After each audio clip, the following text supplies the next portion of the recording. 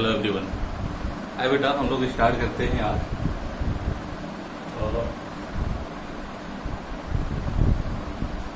Class 12th का physical chemistry का जो सोल्यूशन है इसका लेक्चर नंबर 4। लेक्चर नंबर 3 तक बेटा हमने आपको बेसिक बता दिए, वेपर प्रेशर बता दिया और कोलिगेटिव प्रॉपर्टी में दो प्रॉपर्टियां हमने बता दी। एक हमने बताया आपको वेपर प्रेशर, एक बता दिया हमने ऑस्मोटिक प्रेशर। दो प्रॉपर्टियां बेटा हमने आपको बता दिया। ऑस्मोटिक प्रेशर दो प्रॉपर्टियां हमने बता दिया। तीसरी बेटा जो हमारी प्रॉपर्टी आती है कोलिगेटिव प्रॉपर्टी की, कोलिगेटिव प्रॉपर्टी की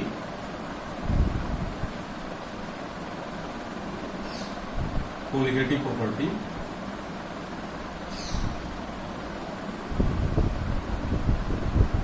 जो हमारी थर्ड कोलिगेटिव प्रॉपर्टी आती है बेटा वो आता है elevation in boiling point.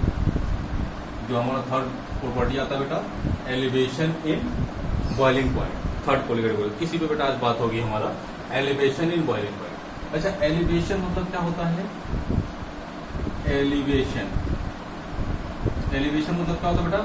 Increase करना है ना। अब दूसरी कहानी बेटा हमारा आता है बॉइलिंग पॉइंट पे, है ना। Sir what is boiling point?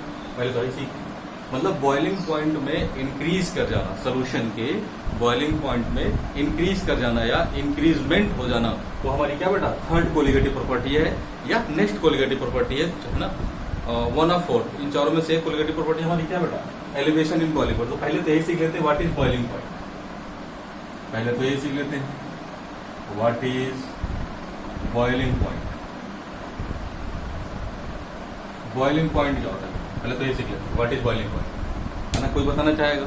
देखिए अभी आप कहेंगे the temperature at which any liquid substance got boiled is known as boiling point, है ना। जैसे बेटा बच्चों वाला हो गया, है ना। ये सब हम लोग कब पढ़ते थे? अपने छोटी क्लास में पढ़ते थे। अब हम लोग थोड़े से बड़े हो गए, है ना। हम लोग थोड़े से बड़े हो गए तो बेटा अब हम लोग बॉइलिंग पॉइंट का डिफिनेशन ये सब नहीं पढ़ेंगे। कोई भी लिक्विड क्या होता है, बॉयल कर जाए तो उसको हम लोग क्या बोलते हैं? बॉइलिंग पॉइंट बोलते हैं। नहीं, ऐसा नहीं, ये सब बच्चों वाली काम। अब देखिए कोई भी लिक्विड का बॉइलिंग पॉइंट हम डिफाइन करेंगे थोड़े से बड़े लेवल पे। हम लोग बड़े हो गए, है ना, तो थोड़े से बड़े लेवल पे हम लोग डिफाइन करते हैं। देखिए ऐसे कोई भी लिक्विड का कोई लिक्विड है, कोई भी लिक्विड है ना, कोई भी लिक्विड का vapour pressure, the vapour pressure of any liquid is equal to atmospheric pressure। atmospheric pressure। अच्छा, कोई भी लिक्विड का वेपर प्रेशर एटमॉस्फेरिक प्रेशर के बराबर जिस टेम्परेचर पे होता है, जिस टेम्परेचर पे होता है, इसी टेम्परेचर को क्या बोलते हैं बेटा हम लोग? Boiling point. The temperature at which the vapor pressure of any liquid is equal to atmospheric pressure is known as boiling temperature या boiling point। ऐसा टेम्परेचर जिसपे कोई भी लिक्विड का, ऐसा टेम्परेचर जिसपे कोई भी लिक्विड का वेपर प्रेशर एटमॉस्फेरिक प्रेशर के बराबर हो जाता है, इसको उस टेम्परेचर को हम लोग क्या बोलते हैं बेटा? Boiling point of temperature of this liquid. Clear है यहाँ तक? आइए नेक्स्ट देखते हैं बेटा ग्राफिकल। अच्छा, एक एग्जांपल देखते हैं। जैसे एग्जांपल ले लिया हमने एग्जांपल ले लिया किसका बेटा? हमने एग्जांपल ले लिया वाटर का बॉइलिंग पॉइंट कितना? हाँ, सब लोग एक सांस में बेटा बोलेंगे वाटर का बॉइलिंग पॉइंट कितना आता है? 100 डिग्री सेंटीग्रेड। ये 100 डिग्री का आता कैसे है बेटा? 100 डिग्री टेम्परेचर पे वाटर का बॉइलिंग पॉइंट, 100 डिग्री टेम्परेचर पे वाटर का वेपर प्रेशर और एटमॉस्फेरिक प्रेशर दोनों बराबर हो जाता है। मतलब 100 डिग्री टेम्परेचर पे वाटर का वेपर प्रेशर और एटमॉस्फेरिक प्रेशर दोनों की वैल्यू कितनी होती है बेटा? 180। इसलिए बॉइलिंग पॉइंट ऑफ वाटर कितना होता है बेटा? 100 डिग्री सेंटीग्रेड। अरे क्लियर है? अगर सिंपली भाषा में बोले अर्थ के ऊपर, अर्थ पे जिस लिक्विड का वेपर प्रेशर 1 atm जिस टेम्परेचर पे होता है, उस लिक्विड का वो टेम्परेचर उसकी बॉइलिंग पॉइंट होती है। नहीं समझे? आइए फिर से देखते हैं। देखिए फिर से देखते हैं। मेरे पास क्या बेटा? लिक्विड 1 है, लिक्विड 2। इस लिक्विड का वेपर प्रेशर और इस लिक्विड का वेपर प्रेशर अगर इसका वेपर प्रेशर 1 मान लिया, इसका वेपर 2, अगर इस लिक्विड का वेपर प्रेशर 1 atm, इस लिक्विड का अर्थ के ऊपर बात हो रही बेटा, ऑन अर्थ के ऊपर, क्योंकि हम लोग का एटमॉस्फेरिक प्रेशर कितना बेटा 1 atm। इस लिक्विड का वेपर प्रेशर अगर 1 atm, अगर 50 डिग्री सेंटीग्रेड पे हो रहा है, और इस लिक्विड का vapour pressure 1 atm, 1 atmospheric pressure अगर 70 डिग्री सेंटीग्रेड पे हो रहा है, तो पहले वाले लिक्विड का बॉइलिंग पॉइंट हम लोग क्या बोल देंगे, पहले वाले लिक्विड का बॉइलिंग पॉइंट 50 डिग्री सेंटीग्रेड, और दूसरे वाले लिक्विड का बेटा बॉइलिंग पॉइंट क्या बोल देंगे 70 डिग्री सेंटीग्रेड। तो बॉइलिंग पॉइंट वाला कॉन्सेप्ट समझ में आ गया बेटा। हाँ, बॉइलिंग पॉइंट वो टेम्परेचर होता है जिस टेम्परेचर पे कोई भी लिक्विड का वेपर प्रेशर एटमॉस्फेरिक प्रेशर के बराबर हो जाता है। ये बेटा बॉइलिंग पॉइंट वाला कॉन्सेप्ट। अच्छा, हम लोग थोड़ा सा ग्राफिकल रिप्रेजेंटेशन देख लेते हैं बॉइलिंग पॉइंट का ग्राफिकल रिप्रेजेंटेशन देख लेते हैं। ग्राफिकल रिप्रेजेंटेशन देख लेते हैं। देखिए कैसे, अगर हमने ये ग्राफ बनाया, हमने कुछ ऐसा ग्राफ बनाया, अगर एक्स एक्सिस पे हमने टेम्परेचर लिख दिया, एक्स एक्सिस पे टेम्परेचर किसका बेटा लिक्विड का, वाई एक्सिस पे हमने प्रेशर रख दिया, वाई एक्सिस पे प्रेशर किसका एटमॉस्फेयर का। चलिए हमने लिखा यहाँ पे 10, अच्छा टेम्परेचर किसमें डिग्री सेंटीग्रेड में, चलिए हमने कर दिया 10, 20, 30, 40। यहाँ पे हमने एटमॉस्फेरिक, हमने यहाँ प्रेशर कितना ले लिया, हाँ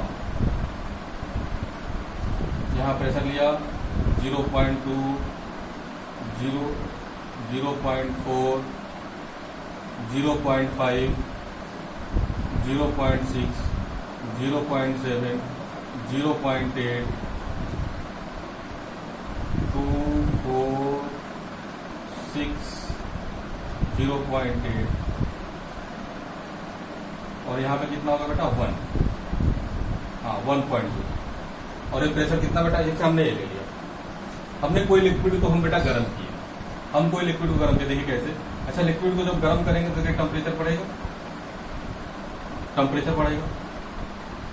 स्ट्रेट लाइन नहीं है बेटा, स्ट्रेट लाइन नहीं, ये कर्व है,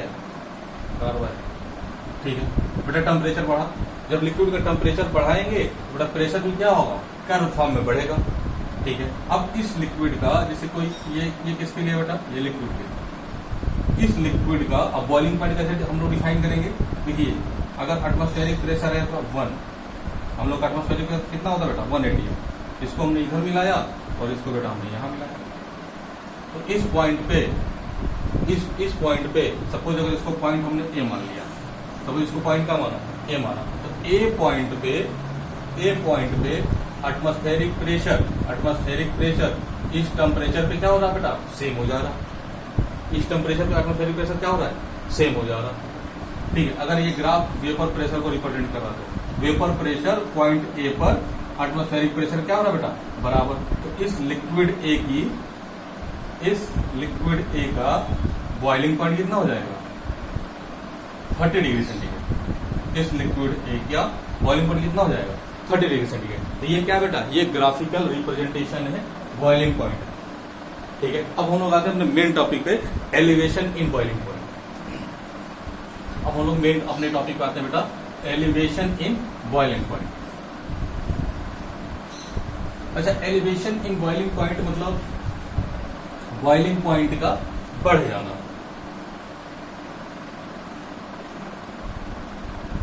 elevation in boiling point, boiling point का बढ़ जाना। देखिए कैसे, हमने एक बीकर लिया, इस बीकर में क्या बेटा प्योर सॉल्वेंट है, इस बीकर में क्या है प्योर सॉल्वेंट है ना। चलिए इसी बीकर को हम दोबारा कंडीशन में क्या लाए, ये बीकर सेम बीकर है, इसी बीकर में सॉल्वेंट तो बेटा सेम है, लेकिन हम बाहर से क्या मिला दे बेटा सॉल्वेंट तो कम है, लेकिन बाहर से क्या मिला बेटा, सोल्यूट मिला दिया। चलिए अगर यहाँ पे प्योर सॉल्वेंट है और यहाँ बेटा क्या है, और यहाँ पे क्या है, सॉल्वेंट और सोल्यूट, सॉल्वेंट और सोल्यूट, दो कंडीशन। ये हो गया केस नंबर फर्स्ट, ये हो गया केस नंबर फर्स्ट, ये हो गया बेटा केस नंबर सेकंड, दो चीज। ठीक है, अच्छा आप ये बता पाएंगे कि केस नंबर फर्स्ट का जो बॉइलिंग पॉइंट होगा और केस नंबर 2 का जो बॉइलिंग पॉइंट होगा, किसका बॉइलिंग पॉइंट ज्यादा होगा, किसका बॉइलिंग पॉइंट ज्यादा होगा? बेटा ऑब्वियस सी बात है, बॉइलिंग पॉइंट सॉल्यूशन का ज्यादा होगा, क्योंकि सॉल्वेंट मिला जाने पे डेंसिटी ज्यादा हो जाती है, जब डेंसिटी ज्यादा होगी तो बॉइलिंग पॉइंट बढ़ जाता है। अब कितना बॉइलिंग पॉइंट बढ़ता है, कितना बॉइलिंग पॉइंट बढ़ता है बेटा, इसी चीज को हम किस पे पढ़ेंगे, एलिवेशन इन बॉइलिंग पॉइंट। अब आपने अभी बोला कि सर सॉल्यूशन का बॉइलिंग पॉइंट बढ़ गया, तो कितना बॉइलिंग पॉइंट बढ़ा, है ना, कितना बॉइलिंग पॉइंट बढ़ा, कितना बॉइलिंग पॉइंट एलिवेट हो गया, इंक्रीज कर गया। इसी टॉपिक को हम लोग किसमें पढ़ेंगे बेटा, एलिवेशन इन बॉइलिंग पॉइंट में। तो एलिवेशन इन बॉइलिंग पॉइंट का टॉपिक का मतलब समझ में आ रहा है, हम लोग कहां से पढ़ना है और कैसे पढ़ना है। ठीक है, तो एलिवेशन इन बॉइलिंग पॉइंट में हम लोग यहीं से स्टार्ट करेंगे कि ये बढ़ जाता है। ठीक है, अच्छा एक चीज और, अब वेपर प्रेशर पे कैसे डिपेंडेंसी होगी, है ना, हम पहले ही बताए कि vapour pressure is inversely proportional to boiling point, vapour pressure is inversely proportional to boiling point. यहां तक की बात सही है बेटा, जब बॉइलिंग पॉइंट बढ़ जाएगा तो वेपर प्रेशर कम हो जाएगा। अरे पहले से बात है, जब बॉइलिंग पॉइंट बढ़ जाएगा सेकंड केस में तो वेपर प्रेशर क्या हो जाएगा, कम हो जाएगा। ठीक है, अब यहां तक सीखा बेटा हमने एलिवेशन इन बॉइलिंग पॉइंट का मतलब कैसे होता है और कैसे इंक्रीज करता है, कैसे डिक्रीज करता है। अरे सीखा, बताइए यहां तक क्लियर है? ओके बेटा, अब हम लोग नेक्स्ट स्टार्ट करते हैं बेटा इसी का, यहां से आप लोग नोट करते रहेंगे। नेक्स्ट स्टार्ट करना बेटा ग्राफिकल रिप्रेजेंटेशन, है ना। नेक्स्ट हम लोग स्टार्ट करते हैं ग्राफिकल रिप्रेजेंटेशन। तो नेक्स्ट हेडिंग बेटा हमारी बनेगी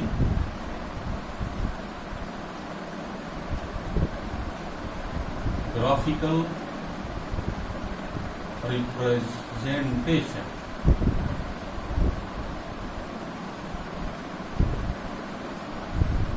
नेक्स्ट हेडिंग बनेगी बेटा ग्राफिकल रिप्रेजेंटेशन। इस चीज को हम ग्राफ से कैसे रिप्रेजेंट करेंगे, आए देखिए, हमने ग्राफ कुछ ऐसे लिखा,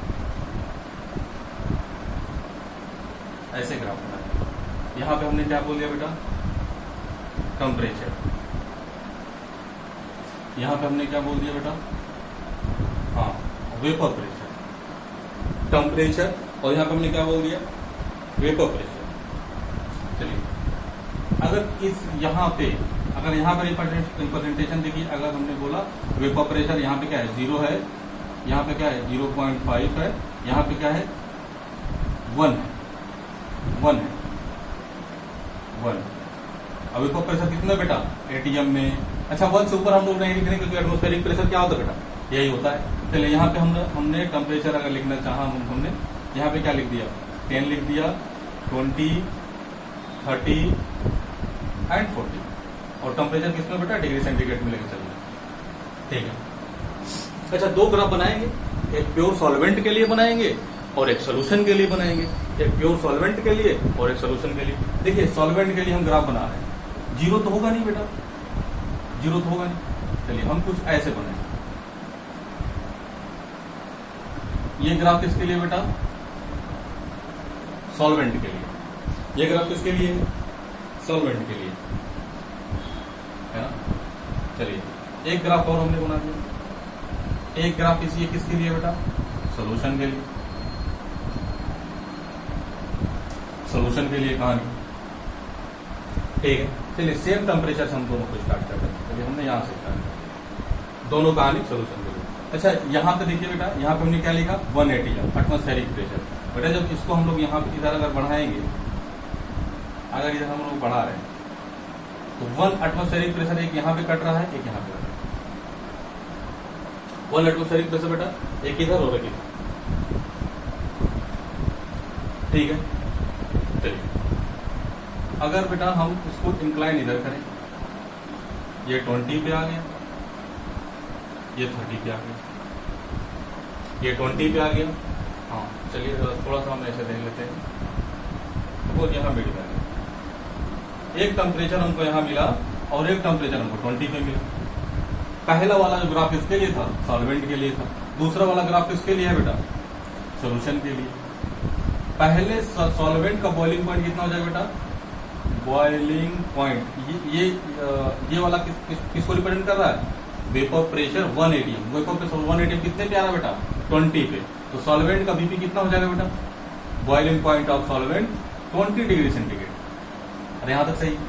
सोल्यूशन का कितना हो जाएगा बेटा, हाँ 35, बॉइलिंग पॉइंट ऑफ सॉल्यूशन कितना होगा बेटा, 35 डिग्री सेंटीग्रेड।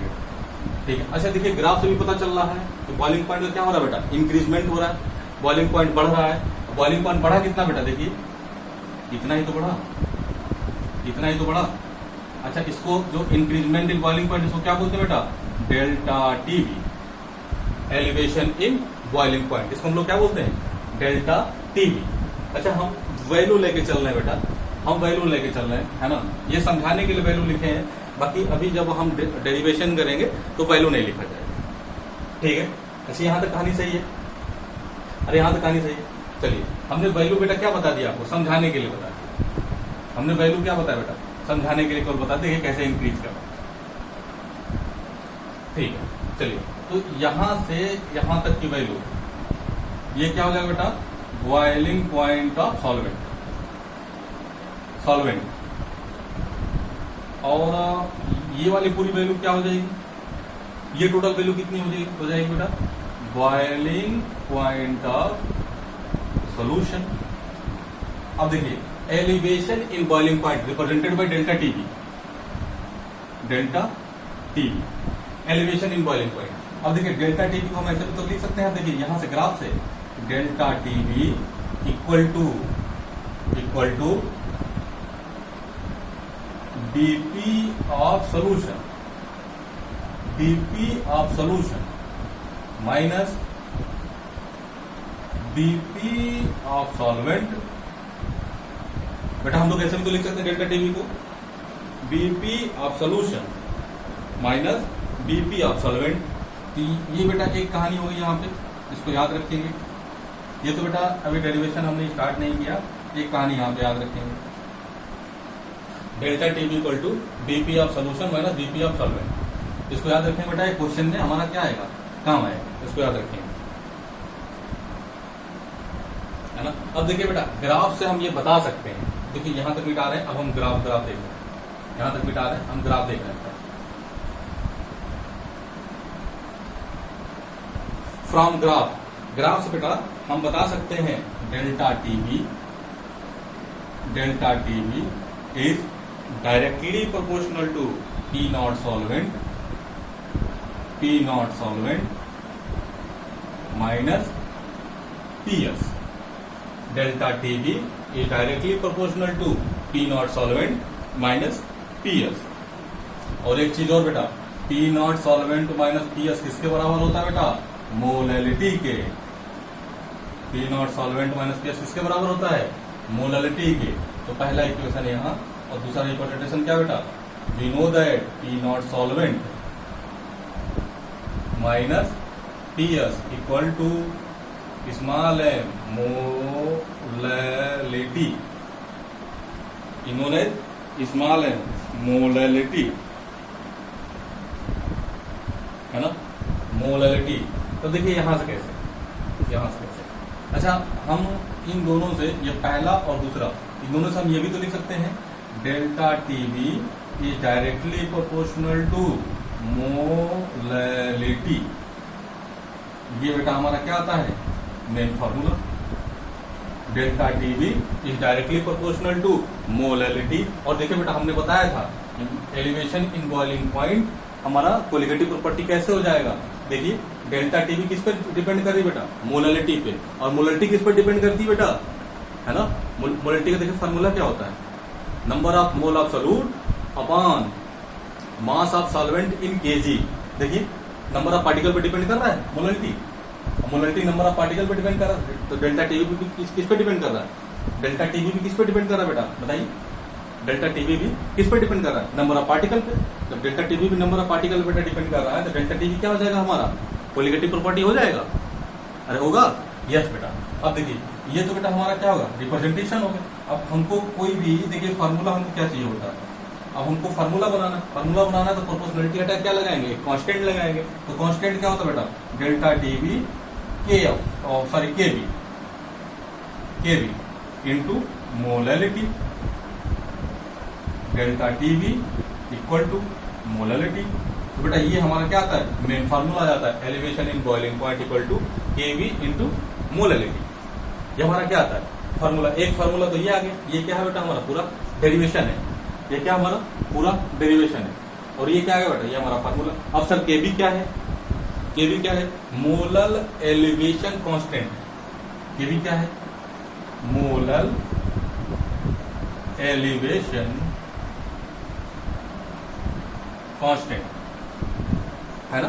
केबी क्या बेटा, मोलल एलिवेशन कांस्टेंट। सर इसकी वैल्यू क्या, इसका यूनिट क्या होगा बेटा, आप यूनिट निकाल लेंगे, देखिए आप लोग खुद करेंगे। ये क्या है, ये टेम्परेचर है, ये मोलरिटी का यूनिट है, तो टेम्परेचर अपॉन मोलरिटी का यूनिट करेंगे तो इसका यूनिट आ जाएगा। तो क्लियर है, इसका यूनिट आ जाएगा। चलिए तो यहां तक बेटा हमारा क्या था, एलिवेशन इन बॉइलिंग पॉइंट। यहां तक हमारी कहानी क्या थी, एलिवेशन इन बॉइलिंग पॉइंट। इतना सबको समझ में आया, बोलिए इतना सबको समझ में आया। तो बेसिकली इसको आप लोग देख लेंगे, इसको आप लोग कर लेंगे। तो basically elevation in boiling point के दो फार्मूले, एलिवेशन इन बॉइलिंग पॉइंट के दो फार्मूले।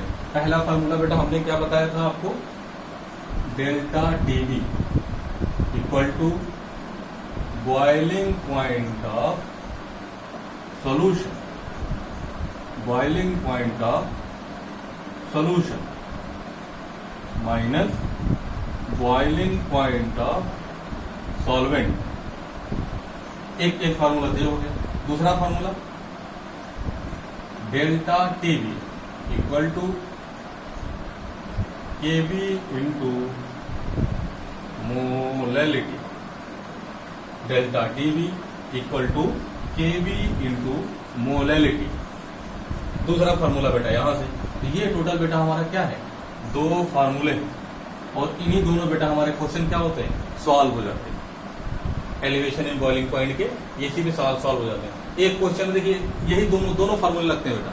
एक फार्मूला लगा देंगे तो डेल्टा टीवी आ जाएगा, और कभी कभी क्या पूछता है बेटा, बॉइलिंग पॉइंट ऑफ सोल्यूशन, और कभी कभी क्या पूछ देता है, बॉइलिंग पॉइंट ऑफ सॉल्वेंट, है ना।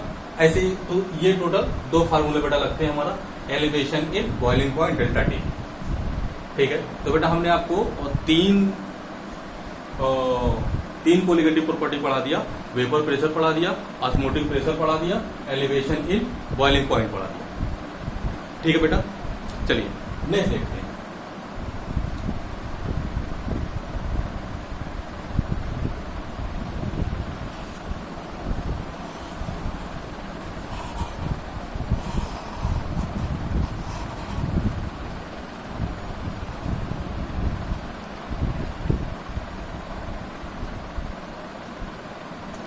ठीक है बेटा, elevation in boiling point delta TV. तो बेटा यहां तक हमने कर लिया, क्लियर है यहां तक, ओके। चलिए हम लोग नेक्स्ट देखेंगे। हम लोग नेक्स्ट देखते हैं बेटा एलिवेशन और डिप्रेशन इन फ्रीजिंग पॉइंट। हम लोग नेक्स्ट देखेंगे।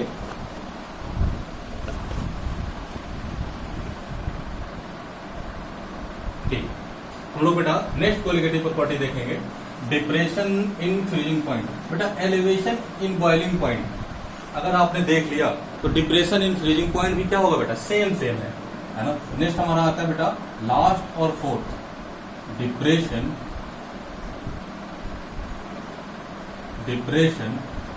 इन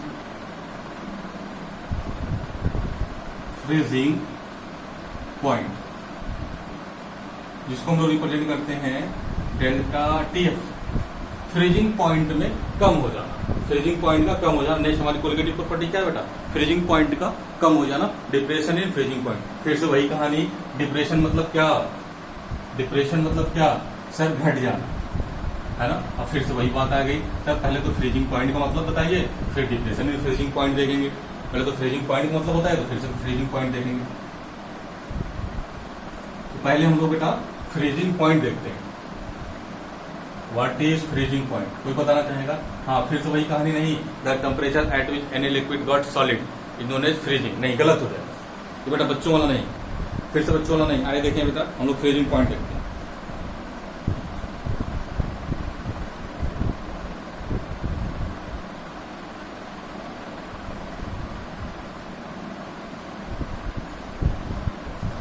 ऐसा कोई टेम्परेचर जिसपे लिक्विड का वेपर प्रेशर, ऐसा कोई भी टेम्परेचर जिसपे लिक्विड का वेपर प्रेशर उसी लिक्विड का सॉलिड फॉर्म में सेम हो जाता है, ऐसे टेम्परेचर को हम लोग क्या बोलते हैं बेटा? Freezing point. The temperature at which vapour pressure of liquid, the temperature at which vapor pressure of a particular liquid is equal to its solid state is known as its freezing point। नहीं समझे? चलिए हमने लिया बेटा water क्या बेटा? Liquid form है, water का वेपर प्रेशर। और हमने लिया बेटा वाटर का ही सॉलिड फॉर्म क्या है बेटा? आइस। वाटर का ही सॉलिड फॉर्म क्या है? आइस का वेपर प्रेशर। वाटर का वेपर प्रेशर और वाटर से ही बेटा क्या कन्वर्ट हुआ हमारा? आइस। वाटर से क्या कन्वर्ट हुआ? आइस, है ना?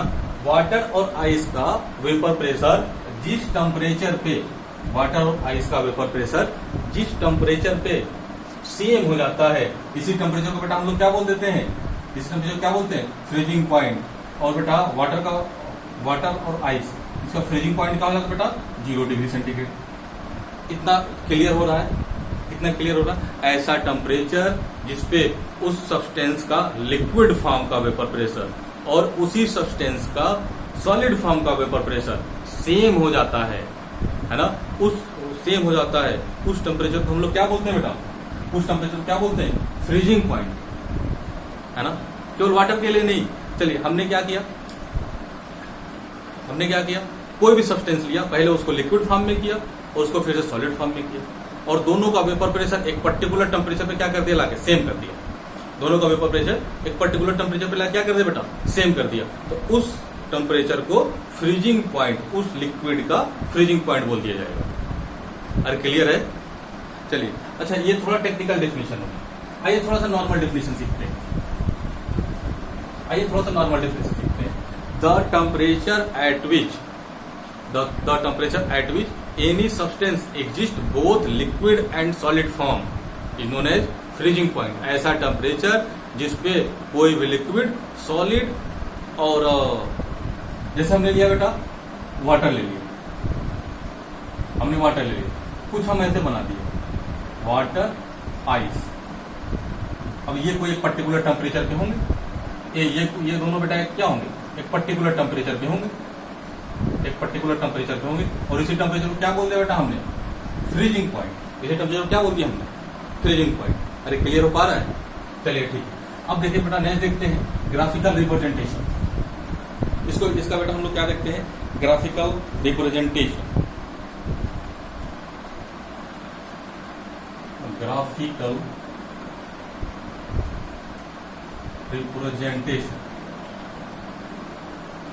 देखिए हमने ग्राफ बनाया कुछ ऐसे, हमने इस पे लिख दिया टेम्परेचर, इसमें हमने लिख दिया वेपर प्रेशर, ठीक है? हमने लिख दिया टेम्परेचर, इस पे लिख दिया। चलिए सॉलिड हुआ, सॉलिड से लिक्विड, कुछ ऐसे डंपिंग हुई बेटा, है ना? ये पूरा टेम्परेचर यहां से लेके यहां तक, ये किसको बता रहा है? Solid phase. और यहां से लेके यहां तक अगर चलिए हमने नाम देते हैं ए बी सी। ए से लेके बी तक किसको बता रहा है? Solid phase. बी से लेके सी को किसको बता रहा है बेटा? लिक्विड फेज को। अब देखिए ऐसा कौन सा टेम्परेचर जिसपे वेपर प्रेशर सॉलिड और लिक्विड की दोनों की क्या है बेटा? सेम है। तो देखिए बेटा यहाँ पे पॉइंट बी क्या बता रहा है बेटा? पॉइंट बी क्या बता रहा है? Freezing point. पॉइंट बी क्या बता रहा है हमारा? Freezing point. जहां पे वेपर प्रेशर सॉलिड का वेपर प्रेशर और लिक्विड का वेपर प्रेशर दोनों क्या बेटा? सेम हो जा रहा है। यहाँ पे सॉलिड जाके खत्म हुआ और यहाँ से लिक्विड चालू हुआ, दोनों का बेटा वेपर प्रेशर क्या हो रहा है? यहाँ पे सेम। इसीलिए तो ये वाला पॉइंट, इस पॉइंट को हमने क्या बोला बेटा, बी पॉइंट। तो बी पॉइंट का हो जा रहा है हमारा फ्रीजिंग पॉइंट। क्लियर है? चलिए अब नेक्स्ट हम लोग चलते हैं depression in freezing point. Next हम लोग चलते हैं बेटा, अब हम लोग मेन हेडिंग पे आते हैं, डिप्रेशन इन फ्रीजिंग पॉइंट। ठीक है, इसमें बेटा जैसे कोई भी प्योर सॉल्वेंट है उसका फ्रीजिंग पॉइंट क्या होता है बेटा, ज्यादा होता है। कोई प्योर सॉल्वेंट है उसका फ्रीजिंग पॉइंट क्या होता है, ज्यादा होता है। लेकिन उस सॉल्वेंट में अगर कोई सॉल्यूट मिला दिया जाए, कोई सॉल्वेंट में अगर सॉल्यूट मिला दिया जाए तो फ्रीजिंग पॉइंट क्या हो जाता है बेटा, डिक्रीज कर जाता है। और उसी को हम लोग क्या बोलते थे बेटा, डिप्रेशन इन फ्रीजिंग पॉइंट, है ना। मतलब सोल्यूशन का फ्रीजिंग पॉइंट कम होता है उसके प्योर सॉल्वेंट से। क्लियर है बात? चलिए तो यहां पे हम लोग देखते हैं graphical representation depression in freezing point. ऐसा बेटा एक्सपेरिमेंटली ऐसा देखा गया, ऐसा एक्सपेरिमेंटली देखा गया कि सॉल्वेंट का फ्रीजिंग पॉइंट क्या होता है, सॉल्वेंट का फ्रीजिंग पॉइंट ज्यादा होता है, सॉल्वेंट का फ्रीजिंग पॉइंट ज्यादा होता है और सॉल्यूशन का फ्रीजिंग पॉइंट क्या होता है, कम होता है ना। तो जब सॉल्वेंट का कम हो जाता है तो उसी को हम लोग क्या बोलते हैं बेटा, डिप्रेशन इन फ्रीजिंग पॉइंट। अब इसका बेटा हम लोग ग्राफिकल रिप्रेजेंटेशन देख लेंगे, ग्राफिकल रिप्रेजेंटेशन देख लेंगे।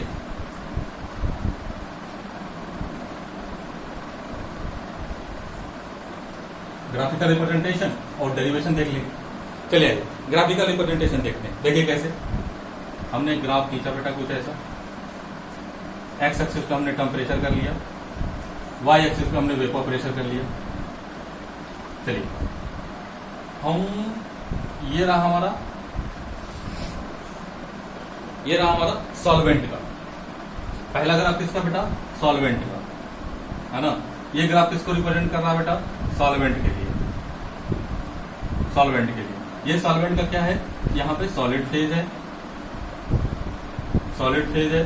और जैसे कि ये बोल दिया इसको बी बोल दिया, इसको सी। ए से बी सॉलिड फेज है, बी से सी लिक्विड फेज है। ये किसका बेटा, सॉल्वेंट का चल रहा है ना। अब आते हैं सोल्यूशन का। सोल्यूशन का देखिए बेटा, ये कुछ ऐसे बनेगा ग्राफ एक्सपेरिमेंटली, लिक्विड सोल्यूशन का। ये हो गया बेटा लिक्विड सोल्यूशन का ग्राफ, है ना, लिक्विड सोल्यूशन का। हम ऐसे कर, मतलब इसको हम नीचे से यहां ऐसे मिला दें, हमने कुछ ऐसे मिला दिया, हमने बेटा कुछ ऐसे मिला दिया। चलिए ये वाली वैल्यू क्या बेटा, फ्रीजिंग पॉइंट ऑफ किसका, सॉल्वेंट का, फ्रीजिंग पॉइंट ऑफ सॉल्वेंट। ऊपर वाली वैल्यू किसकी बेटा, फ्रीजिंग पॉइंट ऑफ सॉल्वेंट। ये नीचे वाली वैल्यू बेटा freezing point of solution, freezing point of solvent. नीचे वाली वैल्यू बेटा फ्रीजिंग, सॉरी नीचे वाली फ्रीजिंग पॉइंट। अच्छा दोनों सेम यहां पे हो रहा है ना बेटा, यहां पे हो रहा है, सोल्यूशन का और सॉल्वेंट का दोनों सेम हो रहा है, तो फ्रीजिंग पॉइंट ऑफ सोल्यूशन। और ये क्या बेटा, ये वाली वैल्यू यहाँ पे, ये किसका ग्राफ है, सॉल्वेंट का, फ्रीजिंग पॉइंट ऑफ सॉल्वेंट।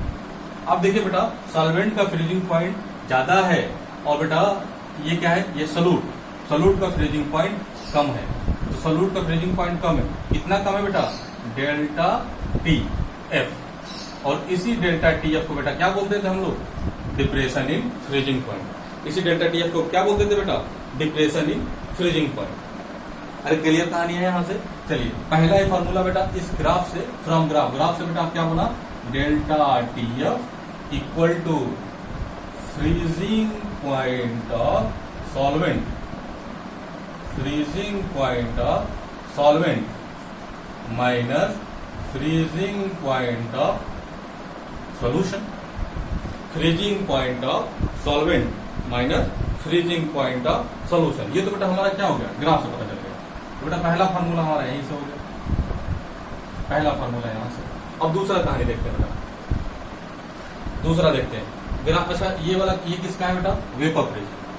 अब ग्राफ से एक चीज और देखिए, एक चीज और ग्राफ से रिप्रेजेंट हो रहा है, delta T F is directly proportional to delta TF is directly proportional to P naught solvent minus PS. P naught solvent minus PS. अब बेटा हमको पहले से पता है कि delta TF is directly proportional to molality. Delta TF is directly proportional to molality. ठीक है बेटा, जब दोनों को मिला देंगे तो क्या बन जाएगा, delta T F is directly proportional to molality. बेटा अगर ये वाले वैल्यू अगर हम इसमें रखेंगे, है ना, delta T F is directly proportional to molality, तो हम कुछ ऐसा लिख लेंगे. जब प्रोपोर्शनलिटी हटाएंगे तो बेटा यहाँ पे क्या लिखेंगे, के एफ इंटू मोलालिटी. बेटा एक फार्मूला हमारा यहां से चला आ गया. ये क्या है बेटा, KF क्या है, KF कांस्टेंट है. KF क्या है, KF कांस्टेंट है. इसको हम लोग क्या बोलते हैं, मोलर डिप्रेशन कांस्टेंट. तो टोटल बेटा हमारे पास एक फार्मूला ये और एक फार्मूला ये, दो फार्मूला बेटा हमारा बना डिप्रेशन इन फ्रीजिंग पॉइंट का. ठीक है, चलिए तो दो कहानी देखिए. अगर हमने एलिवेशन इन बॉइलिंग पॉइंट अगर हम समझ गए तो हम डिप्रेशन इन फ्रीजिंग पॉइंट भी समझ जाएंगे. दो फार्मूला बेटा बना, छोटे छोटे हमारे फार्मूले बने. ठीक है, तो आज बेटा हमने कोलिगेटिव प्रॉपर्टी हमने खत्म कर दिया. लेक्चर 4 हमने 4 कोलिगेटिव प्रॉपर्टी खत्म किया बेटा. Vapour pressure, osmotic pressure lecture 3 में हम खत्म कर चुके थे. आज हमने बेटा लेक्चर 4 में एलिवेशन इन बॉइलिंग पॉइंट और डिप्रेशन इन फ्रीजिंग पॉइंट, है ना. तो बेटा हमने 3 सब टॉपिक खत्म किए, है ना. 3 सब टॉपिक खत्म किए. अप्रोक्सीमेटली 70% हमने खत्म कर, 70 या 80% हमने खत्म कर दिया. ठीक है, हाँ 80% हमने खत्म कर दिया. हमने बेसिक पढ़ा दिया, हमने राउल्स लॉ पढ़ा दिया, वेपर प्रेशर और कोलिगेटिव प्रॉपर्टी. अब बेटा नेक्स्ट हमारा क्या आता है, एबनॉर्मल कोलिगेटिव प्रॉपर्टी और आइडियल नॉन आइडियल सोल्यूशन, है ना. तो लगभग 25% हमारा और सोल्यूशन का टॉपिक बचा है. 2 लेक्चर मैक्सिमम 2 से 3 लेक्चर रहेगा, वो खत्म हो जाएगा. बड़ा सा टॉपिक है बेटा, है ना. तो आज इतना ही देखते हैं. क्लियर बेटा, keep smiling and be happy. Thank you बेटा.